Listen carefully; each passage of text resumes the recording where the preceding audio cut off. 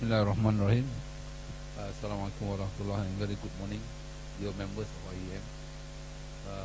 First and foremost, I would like to express my thanks to AGM for inviting me to be here today to give a talk on this subject of waste to wealth. I apologize if my voice is not that good because I'm not that well coping.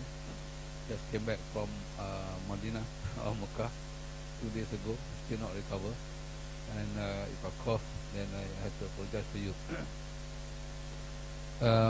Sewerage in perspective in Malaysia, I really hope that all members here appreciate the sewerage sector and equivalent to water sector, because most of us you like to see physical part. When you turn on the tap, you get water. When you switch on the light, you get light. But when you flush, you don't see where it goes. So you don't have the material to see. Well, some of you may see it. Some people you don't want to see. You just flush and let it go. No? So it just disappear. Where? You do not know. Some people have some interest to see where it goes. Some people no, and don't even bother to look at the bill. And that is the sad part that I always try to keep awareness what we do. In the earlier days of IWK, when it was formed, we were privatized. People always question, where is the services? And as such, they say IWK is invisible. So today we put up a tagline, we clean the unseen, to match with the invisible services that we do, because we like to be invisible. Just like today, if I ask any one of you, when was the last you see the doctor? Do you see the doctor every day? If you see the doctor every day, then you're in trouble. Your health is not good. So meaning that if you see IWK every day, that means your system is very bad, very bad. So best not to see us around your area, because if you see us, then your system fail. Basically, what happens in the system is always been abused rather than be used. Sewerage is about throwing liquid, not solid. What we found, it became a second rubbish bin in the country. And the high cost, one of the high costs that we incurred is on blockage. You can be surprised what we find, apart from parts of bodies and some craters. Very sad to say, we find some football, umbrella. Some of this system, we have bicycles, we have boulders also, you know? And that's one of the saddest part, when the road being resurfaced, they cover the manholes. And one incident is about 3 meters deep, and the restaurant was suffering because we couldn't find the manhole. It was 3 meters deep, because whenever it was resurfaces, they don't bother to raise the manhole covers, and you find times to dig out. And when we dig out the thing, we found boulders. Human don't discrete boulders, you know? It's just liquid, and they throw a lot of things. Well, if you would like to see what is inside, please feel free to come over and visit our treatment plant. It's always open. Our famous plant that people most visit is in Bonus. We also in Pantai we have. There's some also around KL area, but you want to go to outside, yes, we have. But that is just a brief introduction of what is sewerage. So I hope as an engineers, we have our code of ethics. We should be appreciating what we do, and appreciate the fellow engineers in the sewerage sector. It's a 3D job, difficult, dirty and dangerous. Not many people like to do. We control all the process, 100% by Malaysian. And those who you see in IWK, the foreigners, they are just cleaning up the drains, pruning the trees, cutting the grass. But the process control, we always manage. I always say as stamp firm, it belongs to Malaysian. So all the process control is by Malaysian engineers and technicians and the like.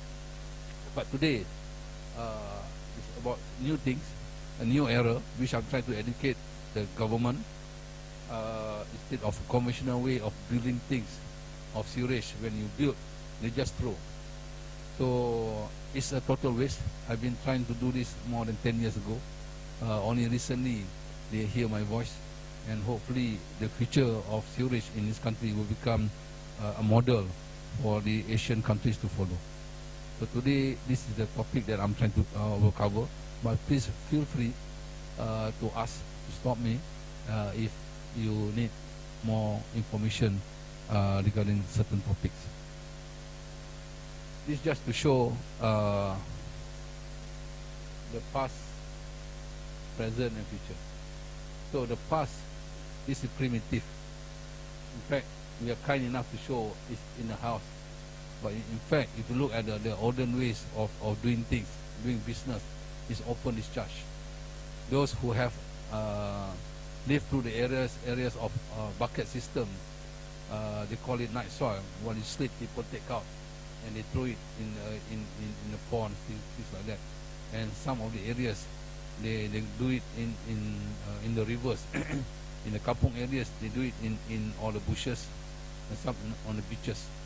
Those who like to look at all the beaches, you can also look. A lot of it been done in India. Where India, some part of India, they don't even know what is toilet. Their tradition is just to defecate in open space, and that is the tradition in India. We are blessed because we have toilets. So if you look at the olden days of toilets, it's always outside the house. Now conveniently, the toilet is inside the house already. So if you look at some of the places in the kampung areas, you have to go through this small bridge, so that you discharge, and the discharge goes right into the river. And then the traditional method, there's no proper sewerage system, and it was openly done, and you create a lot of other problems, and it's very unhygienic. But present, you have this type of toilets, and you have proper sewerage network, and you have a mechanized plant. And this is now being transformed, and mostly in greater KL areas. Future, there is a separation of solid and liquid. There is the toilet that separates solid and liquid when you do your business. So that will reduce the water usage in sewerage. Then the treatment plant is a transformation. It's a very compact plant, and what I show here, this is transformation from biotech, microtech, and we're moving forward into nanotechnology. It's just like your phone. Those who remember, the first phone used was Adam. It's very, very, very, very big. If you throw to a dog, the dog will die. It's very big. So now it's just at the palm of your hand, and that's what you call nano. It's going towards smaller footprint and better efficiency. And what's more important is cost. But cost is subjective, because what's happening in our country, I used to say to the Chief Minister Penang, when I was questioned on the Batu Tinggi incident. He questioned me on, he sent his man questioning me on process. So demanding for a good process. So I say, in this country, I can have a first-class facility, but the problem here, we have third-class mentality. So you want the best of what, but you just pay 8 ringgit and not pay. You don't even pay. So only 8 ringgit. If you, those, sorry to those smokers, your one box of cigarette is 20 ringgit per box. So you average maybe 1 week per box, you got 20, 80. Sewerage is only 8 ringgit. And for the low-cost houses, it's only 2 ringgit per month. And yet they don't pay. And then they demand for good services and good sewerage system, good plant and things like that. So that's the thing, that is a very sad part of sewerage sector. So this is a way, past, present and future. Future is going towards nanotechnology, but that is cost. So whether we reach this portion or not, I let the government think about it. Because you are moving towards industrialized country, everything should be modern.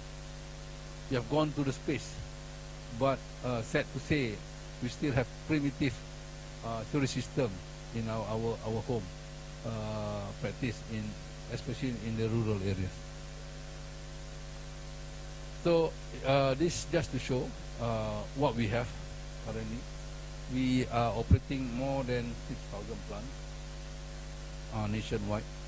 For those who don't know, IWK, we are still a concessionaire, regardless of 100% owned by the government.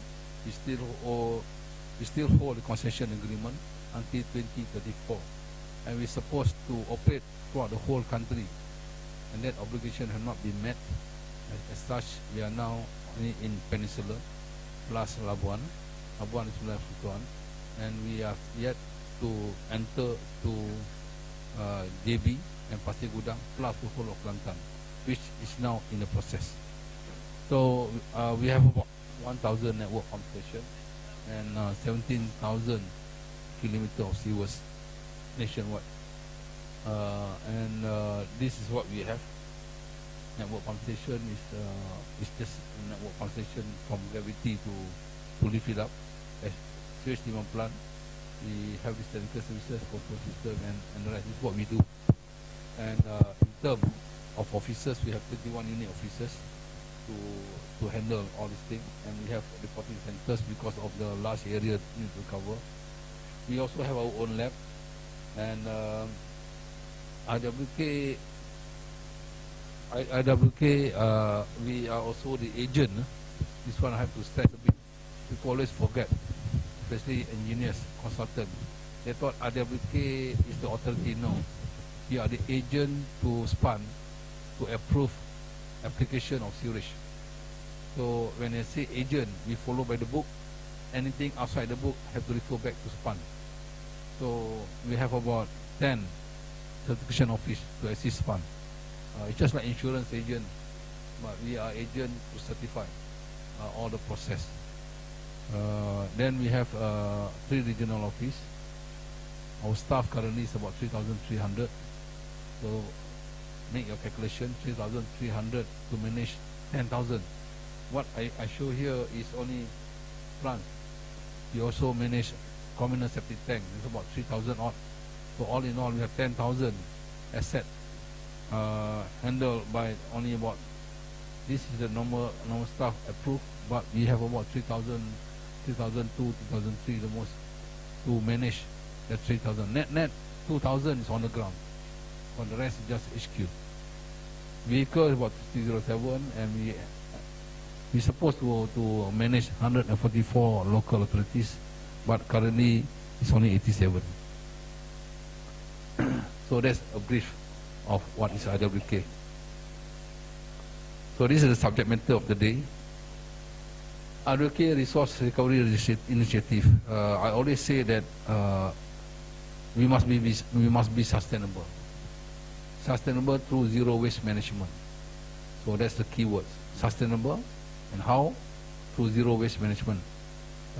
And that zero waste management is resource recovery. And then is waste to wealth. So waste to resource and waste to wealth.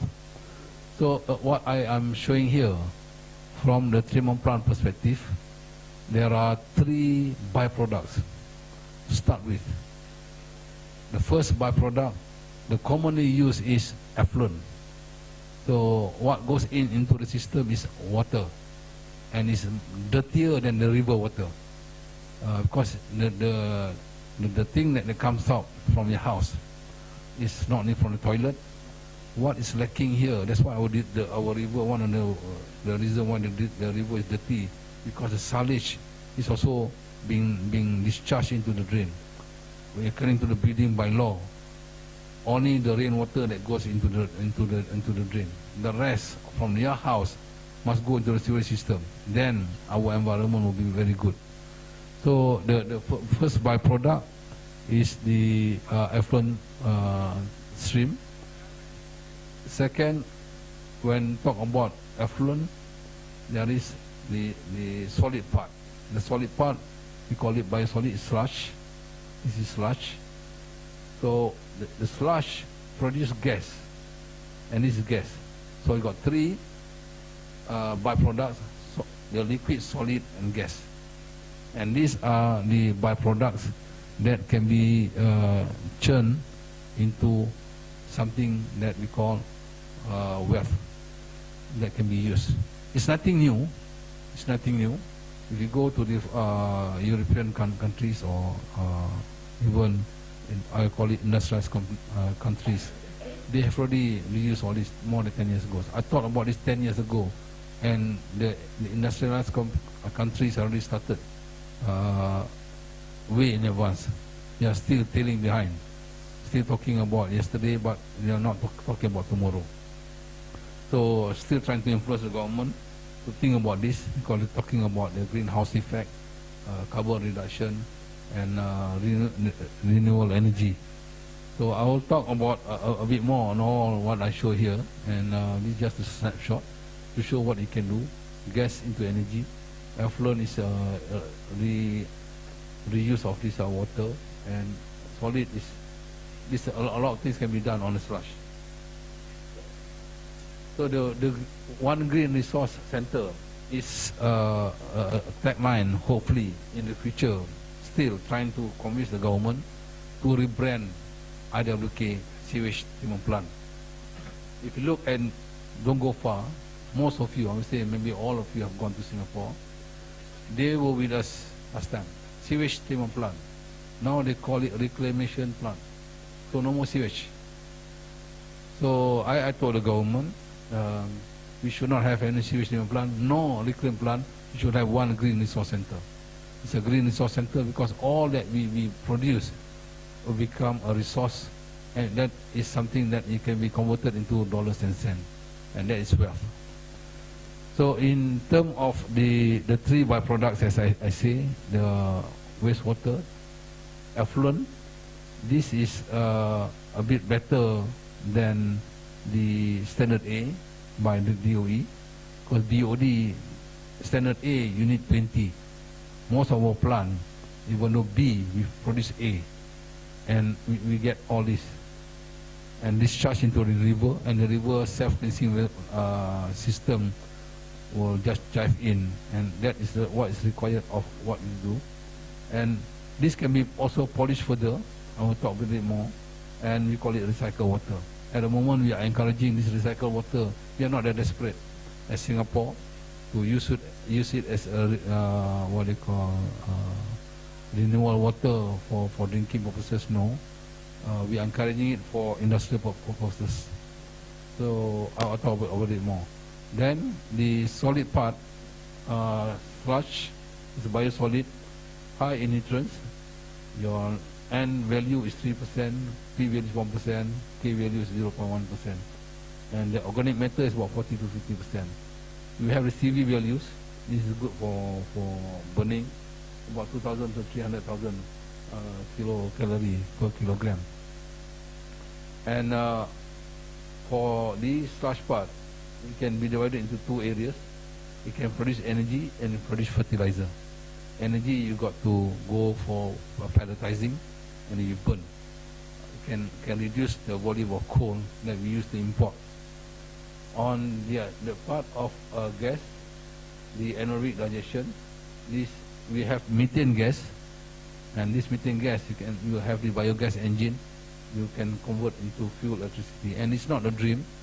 We have already converted 2 plants to produce energy. So in short, the 3 byproducts, we produce 4,000 to 5,000 MLD. So imagine this volume. If it can be used for industries, then the reserve for potable water will be high. And it's daily, and we produce clear water that discharge into dirty river. So I always say that is to use a rough word is stupid. I produce a good water, I throw into the dirty river. What's the point? After you clean it, you dirty it back. So might as well you take it and use it for industry. And then the potable water for human consumption can be more. And you can delay a lot of capex, because you have 4,000 MLD per day, 4,000 million liter per day that can be used for various purposes. Construction industries, for your cogen plant, for your cooling tower, and all of other areas. In fact, if the developers were to use this water for their dual plumbing, in your house, if you analyze the usage of water in your house, most of it is in toilet when you flush. You know, so that is the most water being used every day. So we have readily now about 600 ml to be used, and I have takers already from in my Pantai plant. The only problem of taking this water because we don't have the infrastructure. How to take the water to the doorstep? So what's happening now? There's one company who took my water by tankers. It used to take 4 tankers last year. This year they increased to 8 tankers. Now they go a bit more aggressive. They have a lot of demands. They want to go for tertiary treatment. They want to treat my water and they want to sell. So you see the demand is there. And these are people who supported the ideas to reduce water consumption. They put all this chlorine and everything, you know, and then use it for industry, which the industry don't use all this drinking water purposes. And this party that took water from me, they supply to those industries. It's sad to see, especially during drought season, you take this water and you dry the dust, you know, on construction industry. Very sad. So if you use this water, not too bad. At least it's not for drinking purposes. Where we are hardly water stress area, you need water for drinking, but you use it for this kind of activities. And this is what I'm trying to say. If you look at the perspective of current 600 mld, it will save about 6% of overall water resources production, and equivalent to water resources for 2.9 million. And that's high. It's very high. For Selangor, it's about 6-7 million. You go for a state like Perlis, it can cover the whole of Perlis, if you look at the comparison. The energy part, we are producing about 2,500 meter cube per day of gas available. And if you look at this, it can be converted into energy, and it can serve about 500 households. Good enough. At least it is an effort. But that is based on the treatment plant that have such facilities. Because as I say in my opening remarks, the way that we build plants is wrong. I have still a plant that I built gas, I burn it off, flat off, just like Petronas. That's why the former minister, Peter Chin, used to joke with me, this is the second Petronas, because I used to say to him, if I really utilize all my plant, regional plants, I got about 80 regional big plants, I say regional big plants, I can run my vehicles using my gas. So when I say self-sustainable just now, meaning that without TMB, when you flush your toilet every day, there's no disruption. I don't need TMB, I don't need water operator, because I can produce my own water. I can produce my own electricity, and I can run my vehicle using my own gas. And where does it come? It come from all of you and me. Whenever you flush, that's where all this energy comes in. So the biosolid itself also, it can be converted into that's gas part.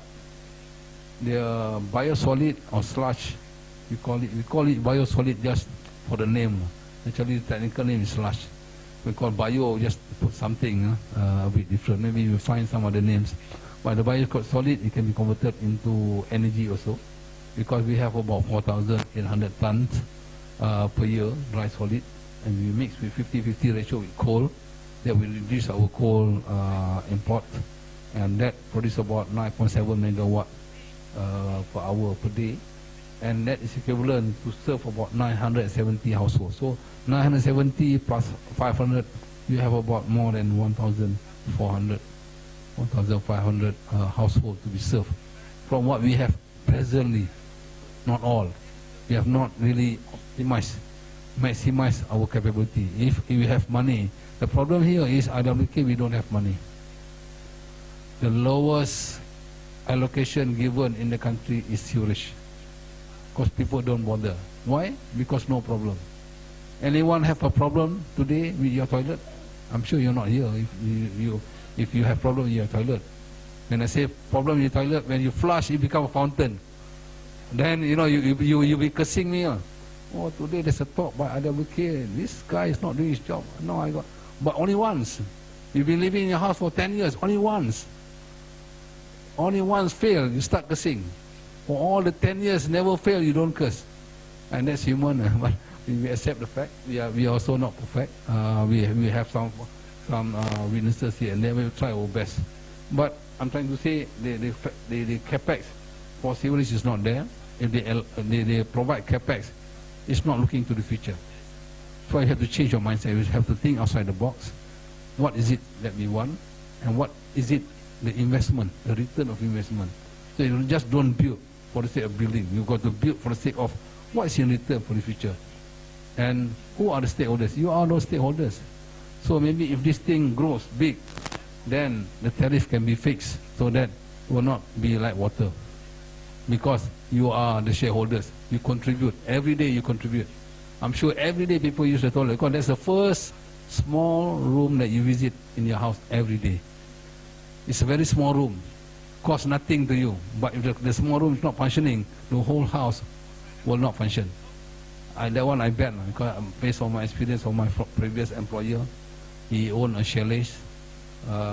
He says to me, he cannot stay in the chalet because it's smelly. Whenever you flush, smelly. See, just because of one small room, the whole chalet costs millions. Just because that small room, not even 100,000. And cannot use because of this sewerage. It's how important is sewerage. You can live without water, but you cannot live without sewerage. Today you don't drink. But if these facilities no toilet, I think you'll be cursing IEM for poor planning because no toilet. Because the toilet is the call of nature. When God calls you, you cannot say, can I come tomorrow? No. I'm sure that one you cannot delay. If He calls, you have to go. You cannot. Otherwise, it'll be embarrassing for you, especially in this concrete jungle. So you cannot hide. You cannot hide. Anyway, so the nutrients from the biosolid, alternatively, we have about 63,000 of biosolid available. And if you look at the comparison, if you use this for non-food crops, we always say for water, you don't encourage for drinking. For biosolid, you don't encourage for food crop. So for the non-food crop, you can cover about 6,000 hectares. You know, this is the volume. We talk about volume. If I were to throw as it is, if you want to imagine, I need 2 twin towers every year. And that's the volume that we have to handle flush in our business. Any questions on this? Or you can question later. The bioeffluent production, you produce 4,000 mld. In terms of quantity, 4,000 mld is almost the it's about 25%. For state of the whole of Selangor, KL and Putrajaya, slightly more than 4,000 mld. So that is a lot. But it's 15%. Now you say 592 is almost 15%. That is readily available as non-portable usage for maybe gardening, washing. You have planned to increase the production for non-portable usage? No, we have. As I say, I have 6,000 plants. But I'm not proud of having 6,000 plants. Because the future is to have a regional plan. And we have a regional plan. When developers build their housing scheme, they don't need to build a plan. They connect to the regional plan. So the 4,000 is nationwide. So we have every state, we have regional plan. So it becomes a hub. Every state will have a hub that can produce water, solid and gas.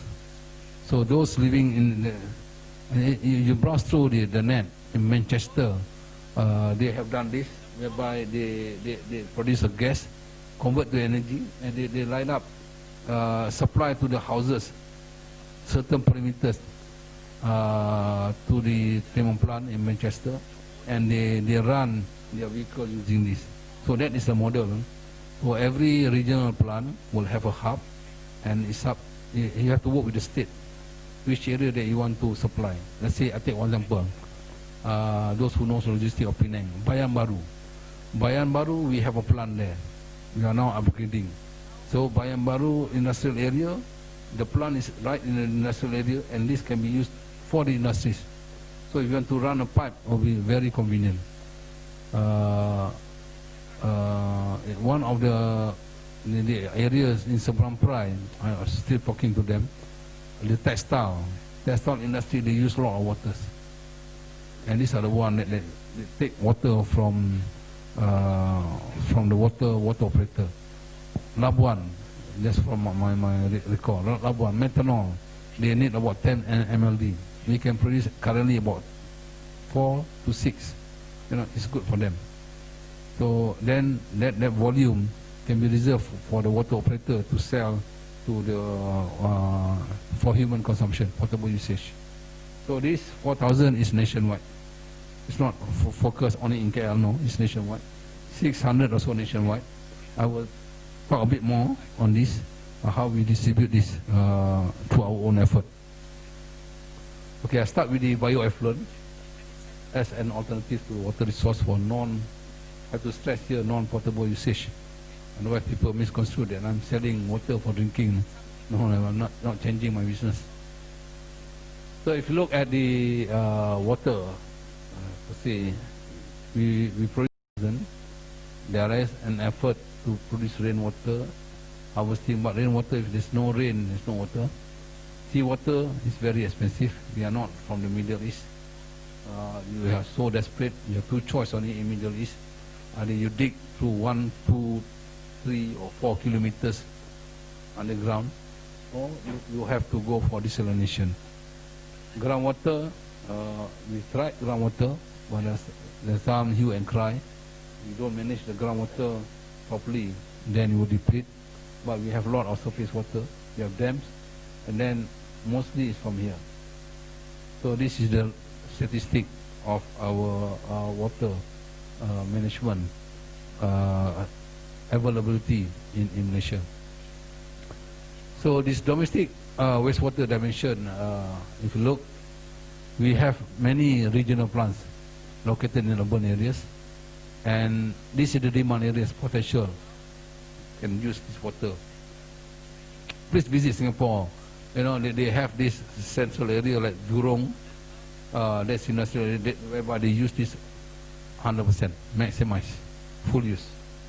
So if you look at this statistic again, we are serving about 22 million people for 6,000 plants, 4,000, and this is about 25% of the national water, potable water demand.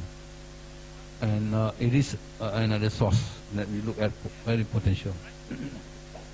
So the use of this is quite a lot. If you take as it is, without further treatment, to the standard A, this is where currently is happening. It can be used for cleaning purposes, for construction industry, especially for controlling of dust, cleaning, but all non-potable usage, and they have tried it, no issues.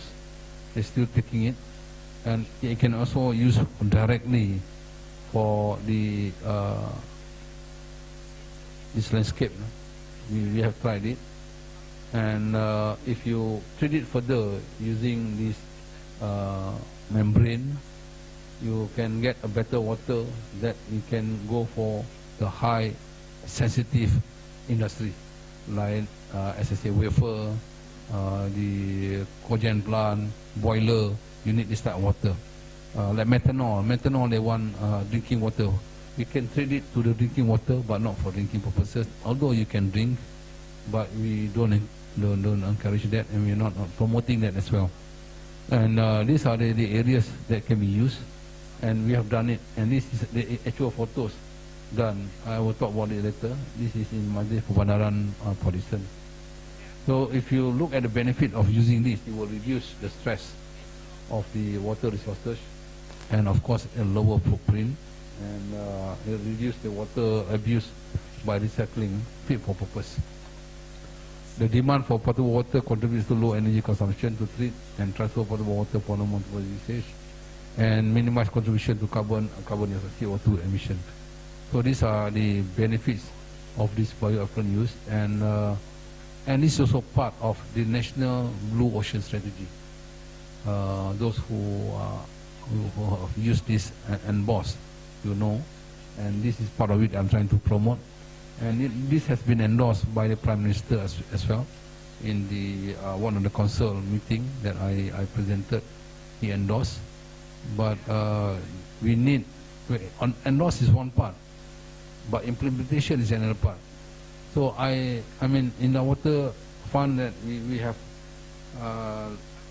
minimum support put it to the stakeholders.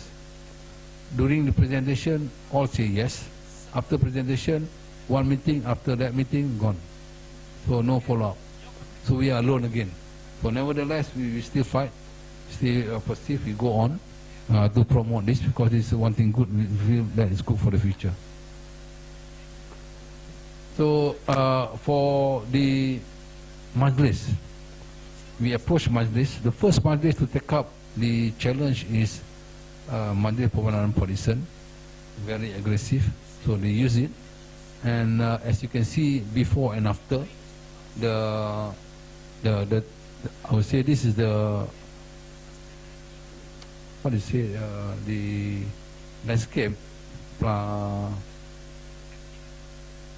Okay, I'm trying to find a word. Okay, furniture plan or something, but it's just basically they use this for their nursery, and they monitor carefully before and after. You can see the growth, not only the growth, but also the quality of the leaf is better. And this is how they use it, the pilot plant back in 2012. And they found that the rate of leaf goes by fivefold, and everything grows. The rate of the plant itself, as you can see, this is before, this is after.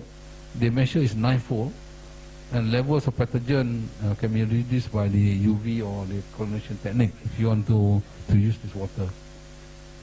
So there is advantages. The only thing, after all the exercise, they found it very good. In PD, they save 30% of the conventional method in cost. In Alostar, Bandaraya Alostar, they declare they make saving of 40%. The only problem when they use aggressively is they complain they have increase in cost of having to prune or to trim this plant or trees too often. So that's the only problem. So the solution, we reduce the dose, because it grows too fast. It grows too fast, and they have to cut too often, and then the cost of maintenance has increased. But the cost of the water and the biosolid, because this is double dose. We put water and we put sludge, biosolid.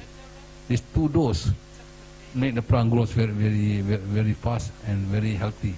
I'll show you a bit more on this. So as you can see, even the Tunku Putri of Kedah. Dato', when you seek a cheaper source of water for like the one used by PD municipality, you mean it's much lower compared to the water tariff? Current it's much lower. What we do in this sale period to attract, because there must be incentive. So I told the Majlis, you pay me half of water operator's rate. So if Shabas were to sell 230, I sell 115. So they take. There'll be a cost there. You will just take at my place because I treat. So they take it. They pay half of the water operator rates. So for the whole country, the sale period is still on.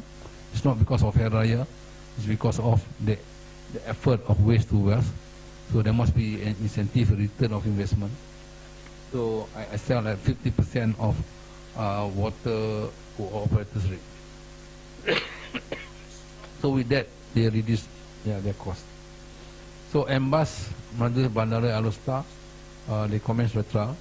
For over 6 period, they have taken so much of volume, and the pilot has been done. In Kanga, surprisingly, not only Majlis Kanga takes our biosolid, the private people also start taking. So we start selling already. start selling. And because this is water, I'm talking about more on the biosolid being used. So we are encouraging. In my plant, I use all this water. I have same problem. I cannot use to water the grass very often, because if I water the grass very often, every 3 days I got to cut because it grows too fast. So we control our usage. So internally for the big plants, we use our own water. Okay. So again, we work with Korean. They put their plant in our site to test the water, to test their technology. So that's been over. So they have returned back to their country, and this is a showcase of what is good. And we also put some indicator, put some fish to show that if the fish is alive, that means the water is not contaminated. And we have a lot of interested parties who come in and put their technologies at our plant to go for tertiary treatment, and it's still very encouraging.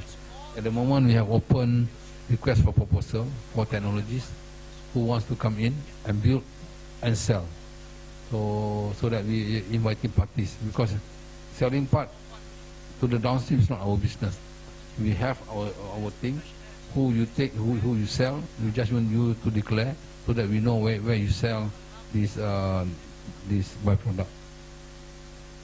So this is also another one. We use it for our own. Most of our original plant we use this, but still not widely. It's about 10% of what being discharged. We cannot use all. So every day we are throwing good water into dirty river. So application, as you asked just now, is for compound cleaning, landscaping. For our side, we have polymer. Just to let you know, we are not like water people. Water, they heavily use chemicals. In our water, no chemicals. We are, if you're in the house, you rear goldfish, where in IWK, we rear bacteria. These are germs. We rare this, seriously saying here, we really rare this because we go for culture. What I've not shared in a photo here, if you cultured my algae, it can go to many industries, from biofuel to makeup to also those who take spirulina, they can produce spirulina also. You can also make up for the ladies. A lot of byproducts can be used from this algae, but we are not using that. And we also have experiment. We abstract resources. Phosphorus can also be abstract from sewerage, and we are looking to with university, because we don't have fund. We use university fund, and we have a benchmarking there, so that they produce a pill like Panadol. So any problem with some of the problem plant, we use the Panadol for the plant. So it was that Panadol generated from the byproducts of all this algae. So I have cultured bacteria. Some plants, when it's new, to expedite the process, I call it seeding process, I sell my activated sludge to the developers so that your plant can grow fast. So these are the areas that I've not shown here, and the potential of selling more than what I say here. So in terms of the usage within IWK, so we use all this, and we call it green technology. So that is in itself reduce our dependency on potable water. So we use only minimum purposes for drinking, because in our plant, they come back and they take their shower sometimes, and then we use it for our pantry. But other than that, the maximum usage is for the whole site. So that covers the effluent part. I go to the bioenergy recovery. This is the gas part. We have so far 2 plants. This is Jelutong in Penang, whereby we have this biogas engine. It's the first pilot that we use, and at the moment this capacity is enough to light up the street lights in the plant. The plant is about 11.4 hectares. So at night, this energy is being used to light up the street lighting. In Pantai, we have recently completed another an energy conversion, and this renewable energy produce about 330 kilowatt gas engine. I was told about 1.5 megawatt that we can generate, and this is ongoing, just to show proof to the minister that there is potential of this gas to be used to run the plant, or in business. I sell it to the grid and I get money. So they're still thinking on whether to sell to the grid or to use it on personal consumption for our plant. So the gas, actually, current, the biogas electricity is micro hydropower. We have some project to generate energy from our flow. There are a lot to explore. See, in engineering, anything that moves, it generates energy. So if there is a fall of, say, 6 meter effluent, you put a micro turbine that can generate electricity. So we are exploring more if we can use the same for the pumping. Every time you pump, there is a flow. So we are exploring that. The other than that, we are looking at the biosolid. When you burn the biosolid, you can get energy. Solar is another area. Chemical. There's also energy from sewage. You put something. There is an energy that can be produced from the sewage itself. We're still under the pilot study. We show that even though not much, but if we can enhance that method, you put a probe inside the sewage pond reactor, you can get energy. So just to share with you, it's still at preliminary stage, but we found out that the the sewage that you produce can generate electricity. So that's still on the pilot. So another area that we're looking at is the variable speed drive, turbo blower, and LED lighting, just to reduce the energy consumption in our plant. Because the most high cost in operation is energy. It's about 200 million. Why? Because every time the tariff for sewerage has not been increased for more than 2 decades, but it has been reduced 4 times during that period. So during that time, every time TMB increased their rates, we suffer. So we have to find ways on how to reduce our energy, because we are at the lower end. Why? As I say, the problem here, because they find no issues in sewerage. So when you ask for tariff increase, we hue and cry. They say, what for? Because there's no problem. So that's the area that we're still trying to argue. Energy to recovery, this is from the biosolids. We have 2,400 feedstock. If you plus this with coal, you can generate this type of energy, and you convert to biosolid and co-firing energy. So this is also another area of reduction to another sector if you can supply to TMB, but you have to convert the biosolid into pellet size. If anyone have gone to Japan, they have converted the sludge into coal, thick black coal, hardened. If you you use certain temperature, the sludge can become your ring. No? In Japan, they convert with government aid. They convert that into the pavements, flower vase. In fact, to tie pin, they have done that. But that one with heavy subsidized by the government, and they also convert into bricks. So what is happening here? If you want to convert to fuel, you got to go to pellet size. This is where the co-firing engine comes in, like the biomass. So I've covered the gas. This is the solid part. solid part, there are various ways of doing this. You can go for vermicomposting, or you can go for composting sludge with municipal waste.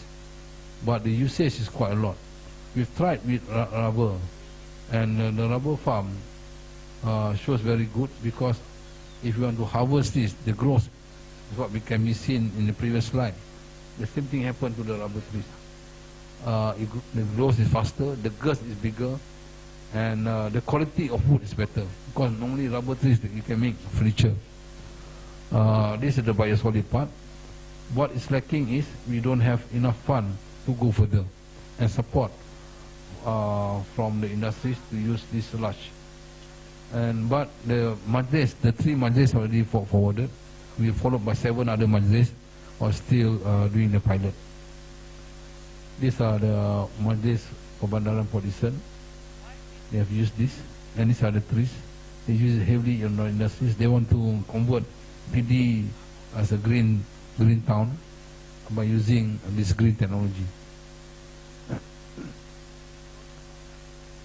This is just to show we have to we want replicating for other 14 local municipalities. We have a lot. We have 87, only 14 participate. You see, this is a support that I say lack of support from the government. When we presented in front of the high authorities like PM, everyone say yes, we support. So for out of 87, only 14. So you see, this is the thing, very slow. We started off in year 2012, now it's 2016, and this is the response that we got, but we're still trying. So just to show some of the results, very good. I think if you want to pay a visit, you can pay a visit to the nursery. You can see the beautiful plants that generated from these sludge activities that we have given. This is with Majlis PD. This is just to show, you see, this is without, this is with, this is without, this is with. I think this is the plant that surprised Majlis Perbandaran. You never bear any flowers, but when they use ours, it bear flowers. They were very excited. So that's why they encourage them want to use. And you can see the green, very green. You know, this is control. It's very green, and also this one. So this is what we use. And they presented, not me. They go around and present the result of using of our biosolid. Just another photos. So future, if you look, where are we into the future? So current process, we have this. So we generate 3, as I said, solid, liquid, and gas, and it contribute to this greenhouse gas emission and loss of resources. So future, you can look at all this harvesting of this algae and sewage, and go for micro biofuel cell generating power from sewage. This is still at pilot stage. We put a probe here, it can generate electricity. What I have not showed today, what I showed in one of the conference, the sludge generate energy. I think it's in Bristol. They use the gas to give energy to the bus, and the bus is a shuttle bus from airport to town. So it covers about 60 kilometers, and they use this gas. And that is the future, and we should move forward into using a lot of recycle. So as I said, the nanotechnology is the way forward. How to apply, and but it comes with cost. So whatever that we have the resource now. We have the byproduct. We have the raw materials. Now to convert it into something useful, and it goes back to the environment. Just to show the benefits, the sustainable solution of waste to resource is a zero waste management ingestion to the stakeholders. You have to enforce, otherwise people don't use their waste to waste. But enforcement must come with incentive. Like what been asked just now, how much it costs. So at the moment we managed to convince that the rate is less than then the water operator rates, then the solid as a fertilizer is also less than chemical fertilizer. So the next step is the buy-in concept, and this is where we need help from all sectors. So benefits of resource recovery in sewage sector is a new source of economy. It will jive in. If you look at the tariff structure, if this can come in, then we can control. So it's economy, environment, and social. So it's sustainable sewage system. So this is the way forward that we look at, and I think it may not happen in this 1 or 2 years, maybe in the next 5 to 10 years, until people really get a hang of it and get the benefits. And at the moment, people don't see the benefits. They are still arguing about the tariff, why it's high, and what services provided, and things like that. So the way forward is enforcement and acceptance by the stakeholders. We have to establish the national sewage guideline, national guideline allocation on the sludge usage. Incentive must be there. Then the fund must be provided for innovation. So you implement, then appropriate infrastructure.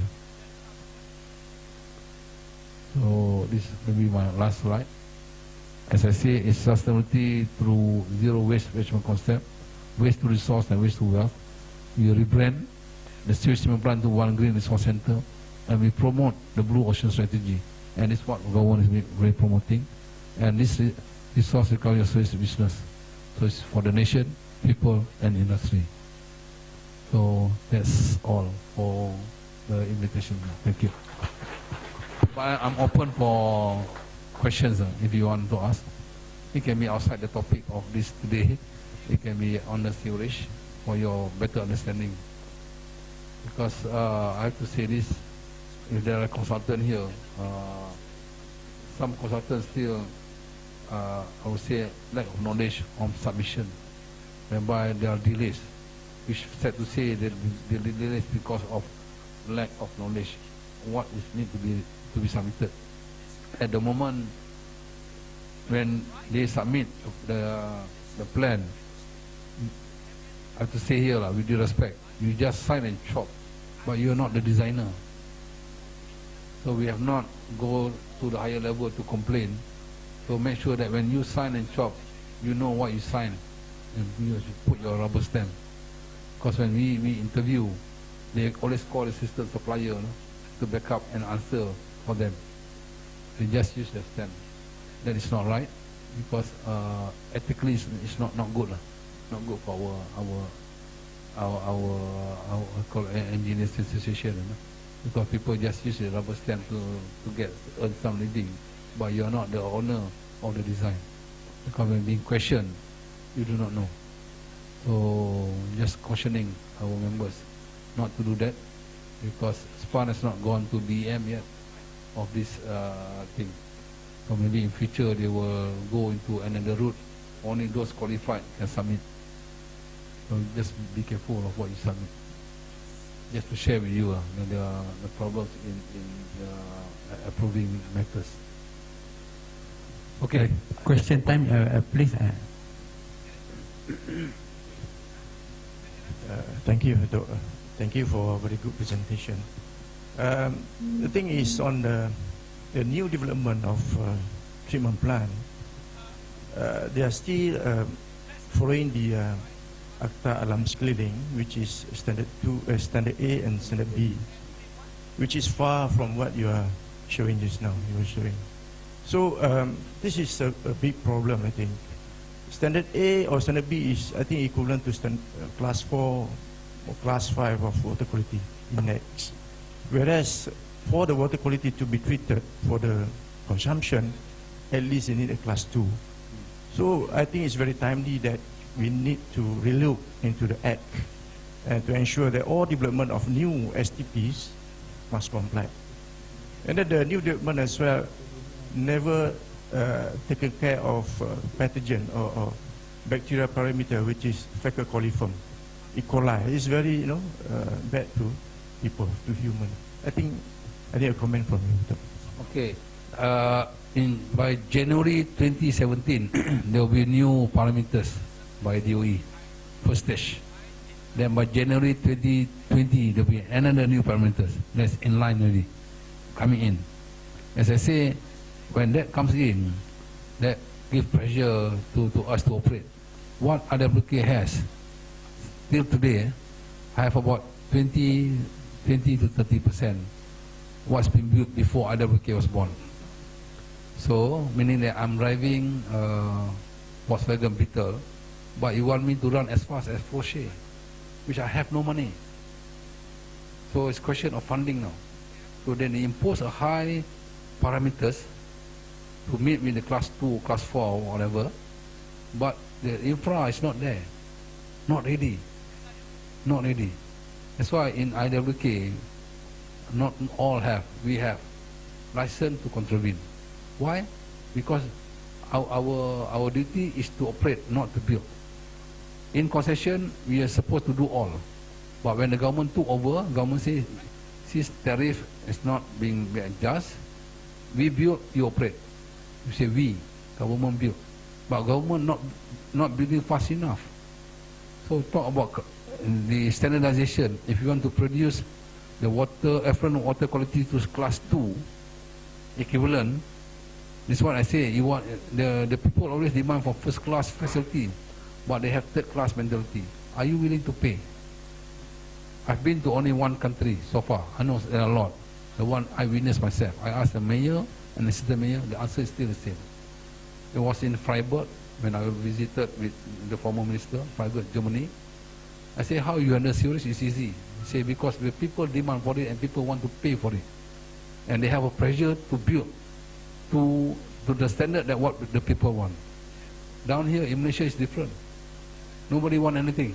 They just want free. Anything free they take. If problems, they question.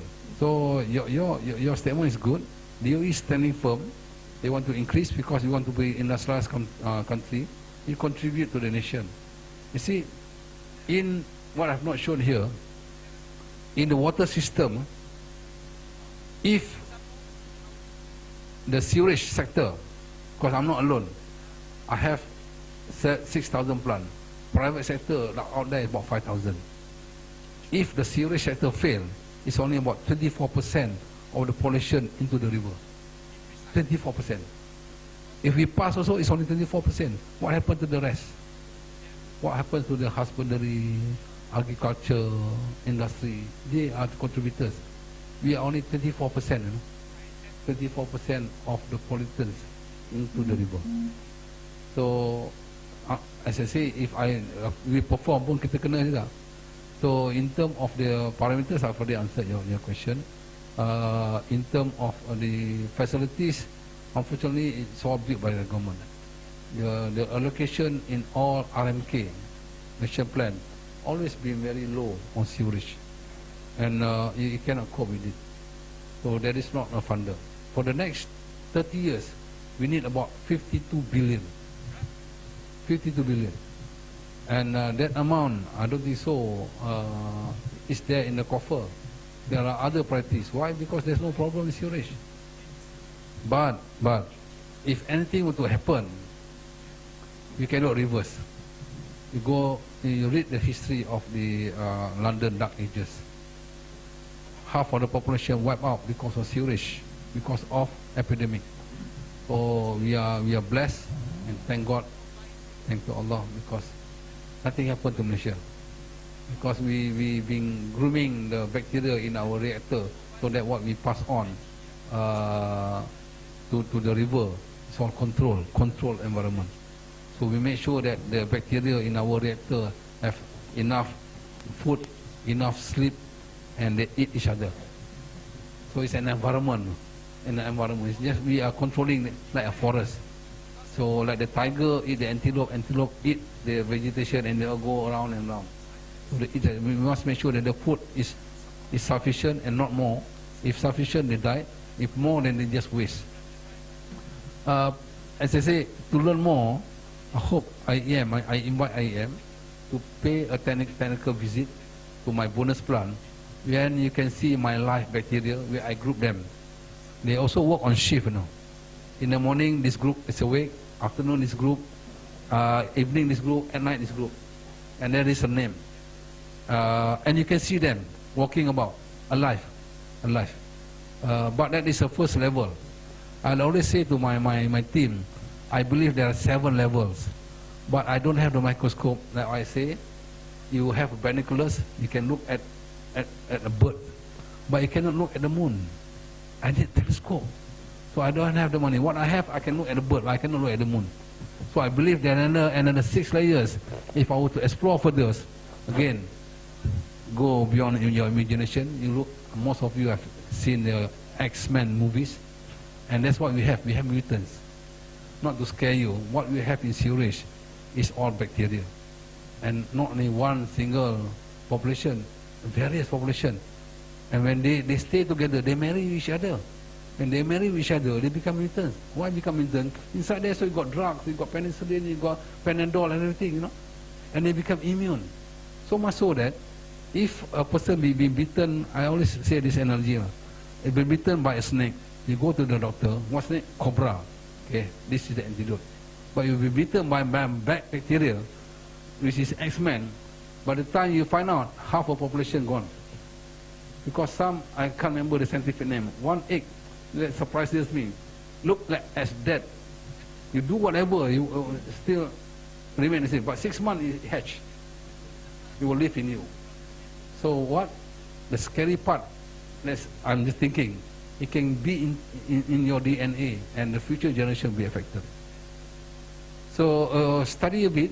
I don't know, last time was Professor Roslan, if I'm not mistaken, he made a study in Kelantan. Kelantan, a lot of wells near this primitive system. And the ground is groundwater contaminated. It looks clean, but it's high E. coli and pathogens. And there are a lot of deformation in that area. The study is all because of water system. So the future generation is at stake. Future generation is at stake. So as I say, if you want to look at bacteria, come over to my plant. If you want to look at your fish, stay in your house. Okay, any other question?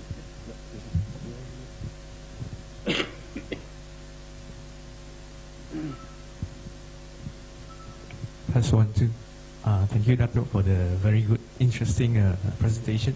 My question is, this is our last, 11 Malaysian plan, our last Malaysian plan to Vision 2020, and the nation's drive, the vision is to, one of the key initiatives is to, to develop cities to become competitive, to become benchmarking according to the world's other cities around the world to be one of the top rankings, most livable cities. And recently there's this, they're pushing the other 4 cities, let's say Kuching, Johor Bahru. And we know sewerage is one of the key components of a city, besides transport, besides water supply and the other stuff. So in light of this, what is your insight, what is your vision, what we can do if you are given a chance, let's say Kuching becoming greater Kuching, and what is the key approach or new innovations that we can implement if you want to step up from Kuching into greater Kuching into most livable cities. And the second question is, what are the key challenges in terms of sewerage? Yeah. This is a good question. But I always say that to the government, but whether they're willing to swallow or not. It comes with investment, huge investment. As I say, for the next 30 years, you need about 52 billion. To upgrade the system, first question just now, to really meet with the DOE standard, I need about 6 billion. It's not million, not thousands, billion. So the next challenge, if Malaysia would want to become one of the leading industrialized country in the Asia region, you have to take up the challenge. And I believe Malaysia can become the hub for the wastewater hub for the developing countries, because we have advantage. Why? IWK, we have about more than 20 processes. We can fit in Laos, Vietnam to see which areas. In fact, we have visitors or training centers that we train all these Asian region operators on how we operate. They like to know. We have visitors as far as Oman, Qatar, that come to us to learn. And we have people recently from India, Bangladesh, who wants to learn how we manage our system. So for us to become an industrialized country, we have to become a leader.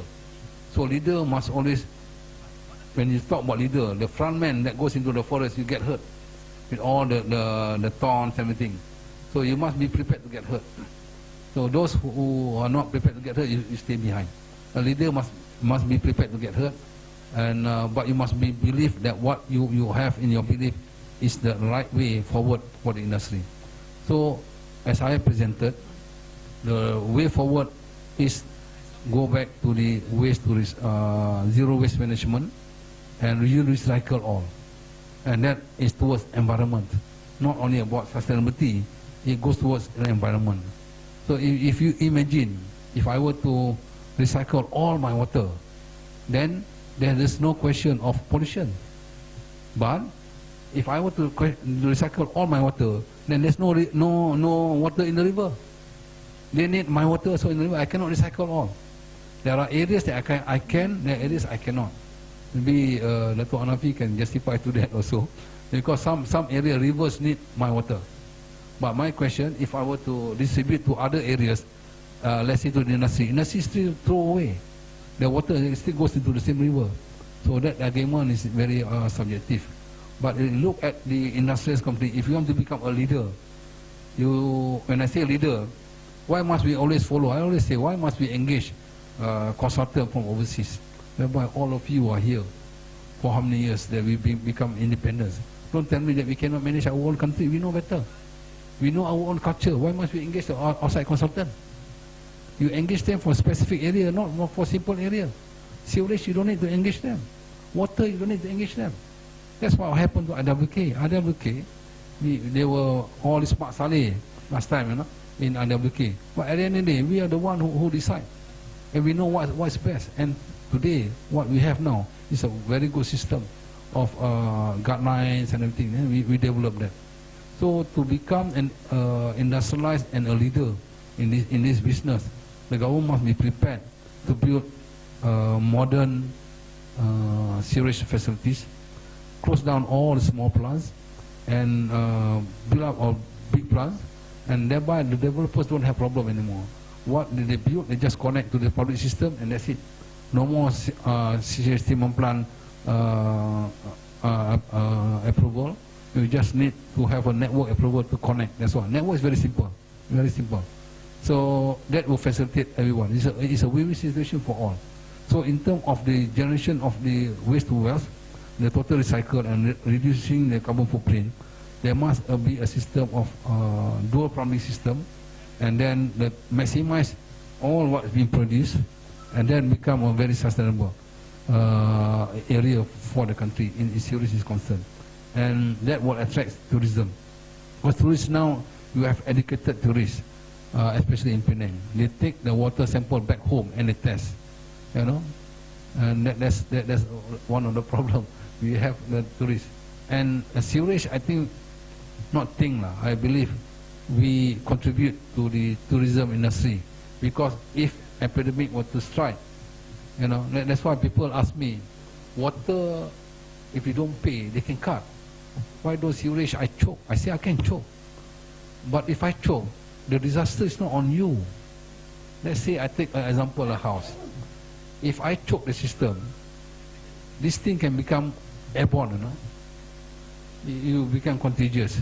You'll be affected. You go to school, the whole school affected. You go to the office, and the whole community will be affected. I mean, the whole community affected. The news goes spread out, and then the tourists will not come in. The economy go down. So go on and on. So the disaster is more than a house. It starts in the house. Just not a house. Start with a small toilet, or start with a small bowl only. Just because small bowl overflow, and you leave it as it is because you don't want to call anybody, and you get infected, and the rest of the community get affected, and the whole country and economy, and to recover, it takes some time. So way forward is for the government to look seriously into sewerage, into the facility of modernization. They have visited a lot of countries. They have seen a lot of beautiful things, but they must bring back the beautiful things and build the same, if not better. To me, it should be better. If Singapore built a reclamation plant, we should build one green resource center and rebrand, so that we be proud. When the tourists come here, they don't visit the zoo anymore. They visit the one green resource center. Then that is another area to visit, and you charge them for entry and then the revenue. You know? So you want to think about business, lah. You know? So the tourist industry will boom in that sense. So you can show them all the beautiful trees, beautiful plants, and you see why I say bonus. Because I attracted by the statement from one of the delegates from India. We bring them to the bonus plant. They thought, where are we bringing them? Because we are passing through all this VIP area, all the posh area, all the millionaires stays, where they stay. Bonus is just behind Istana Budaya, the lake Titi Wanser. So when we pass, we go into those who pass by the Duke Highway, you can see my plant. Then if they pass, they go in, they say, hey, is this a plant? Yes, I say it's a plant. There's no complaint. I say no complaint. Because surrounding that area is all the posh area. So I say this is a very good example of good managed treatment plant that the VIPs don't complain. They just sit beside, and I still preserve the palm oil trees, still there, and that is a plant that I have my R&D center. So it's a model plant. It's a model plant. Hopefully we can upgrade a bit more to achieve the vision and what you are saying. It's become an industrialized country, not only on water sewerage, but sewerage, and a total transformation from waste to wealth. Maybe we still have time for one or two more questions. Anybody? Yeah.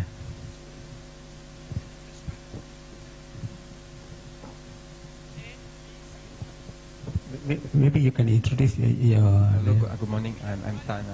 I have a question regarding because I found that recently there is a lot of the development and found that assisting the big sewage treatment plant. However, I found that there are some projects that built on top of it. I wonder how the sewage discharge to where, how they converted to, because there is a huge treatment plant. Then I give two examples. One is in Sri Kemangan, another is in Sri Petaling. I think they are actually it's a big sewage treatment plant. But we as a consultant normally we discharge all the sewage to a treatment plant. Right? But how they convert to it, because the sewage treatment plant is, the building is built on it. So I'm wonder where the sewage was to. According to the guideline, SPAN, or before that, you asked me what challenge. The challenge in achieving that vision is money. If government give money, then they say no money, no talk. So, but at the moment there's no money, I would say, for sewerage. So it may take some time. It was 30 billion last time. So when we do our new estimate, was now 52 billion. So if you delay, it may grow again. Because plant dilapidated. As I say, IWK is not proud to have 6,000 plants. I want to reduce for the convenience of the developers and also the poor residents. Some residents, when you open up the windows and you can see the pond. Not nice.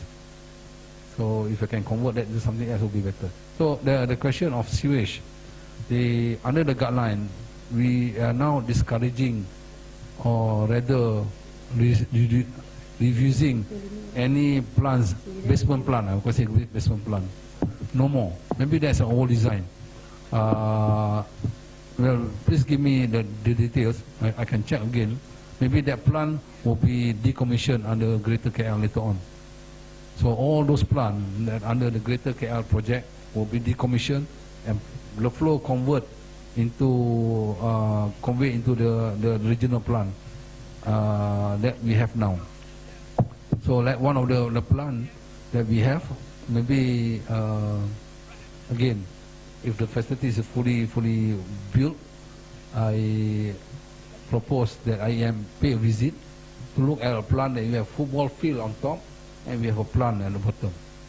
So in terms of the discharge, there is a discharge.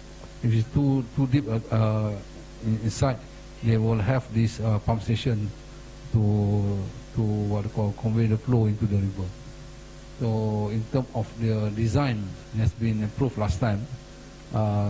If it is the old design, it still goes into the next water courses. But I have to check those two plants you mentioned just now, whether that will be decommissioned in the Greater KL project. Because the Greater KL is very massive. It will complete by year 2020. So the Greater KL will decommission a lot of small plants. And that's one of the vision. And this government has started to think. Greater KL is about 6 billion investment. And it will last until year 2020. So if that two plants will be decommissioned, then you will not see any more of those plants. And then future, the developer can connect to the public system and no issues. So that will solve a lot of problems. We have one last question. Yeah, it is.